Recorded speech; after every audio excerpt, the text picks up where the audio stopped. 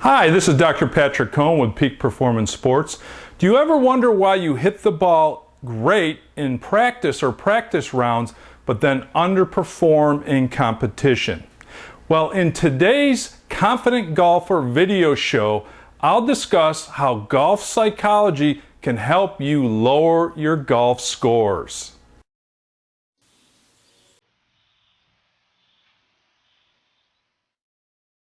For those of you that aren't familiar with my work, a couple of the first publications I wrote in golf psychology were The Mental Game of Golf, A Guide to Peak Performance, and The Mental Art of Putting, Using Your Mind to Putt Your Best, in which I co-authored with Robert Winters.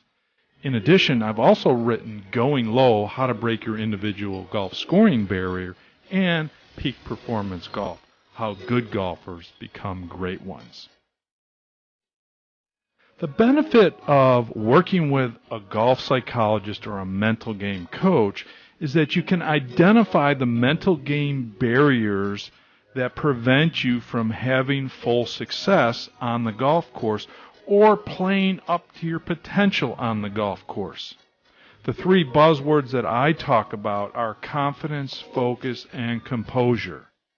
If you're not taking advantage of these mental skills on each and every shot of being as confident as you can, focused on the process, and in complete control of your emotions, then it's difficult to play up to your potential and have that consistency from shot to shot or round to round. The number one sign that your mind or your mental game is interfering with your performance is when you look like a star in practice and hit the ball great on the range, but then you underperform on the golf course.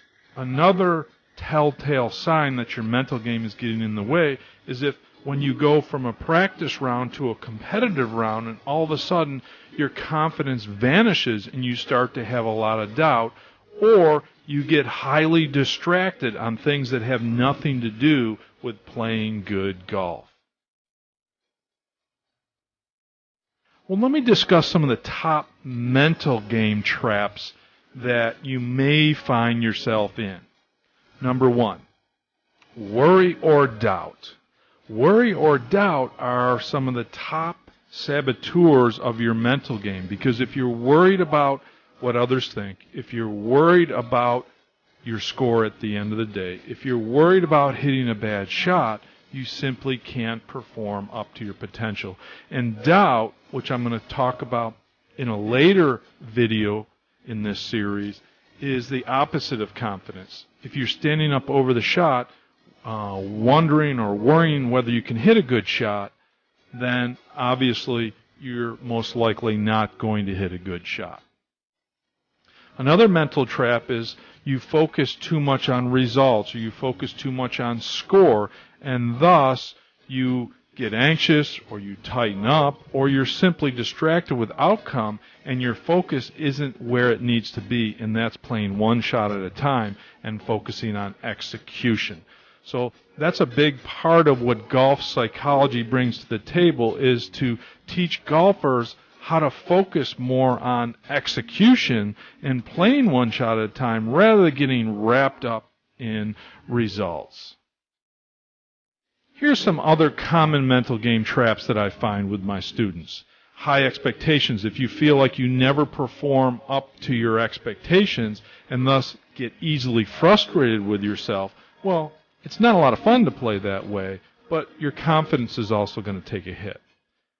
Many of the students that come to me, they're trying to hit perfect shots. They're trying to be too perfect with their pre-shot routine or their approach to the swing, and thus bind themselves up with the old saying, paralysis by overanalysis. Some of my students get tense or worry because they want to impress others. They want to make a good impression. They want others to respect them. We call this social approval. And that's not helpful for your game as well, because you can get distracted with thinking about what others are thinking about your performance. And another one, which I wrote the book on, Going Low, is that athletes or golfers that can't get out of their own way because of their own comfort zone. That's when you're playing really well on the front nine. You've got a career round going, but then the mind starts to get in the way because you start to protect that round, get defensive, and no longer are you playing like you did on the front nine. So those are the top mental game traps that I see when working with my students.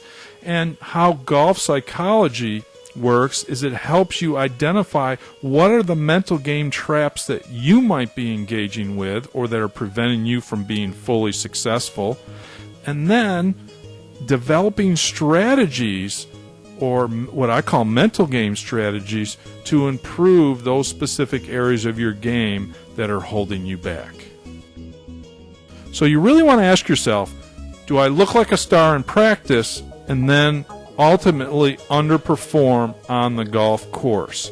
Or do I shoot under par in practice rounds or play to my potential in practice rounds and then have a poor round in competition because some of the mental game traps that I discussed? This video is part of the Confident Golfer video series, but if you want more information about golf psychology, I suggest you visit my website at peaksports.com/golf_confidence, and there you can download a free report. In my next Confident Golfer video, I'll discuss what mindsets or mental game mistakes sink your self-confidence in golf. Thanks for watching the Confident Golfer video show today.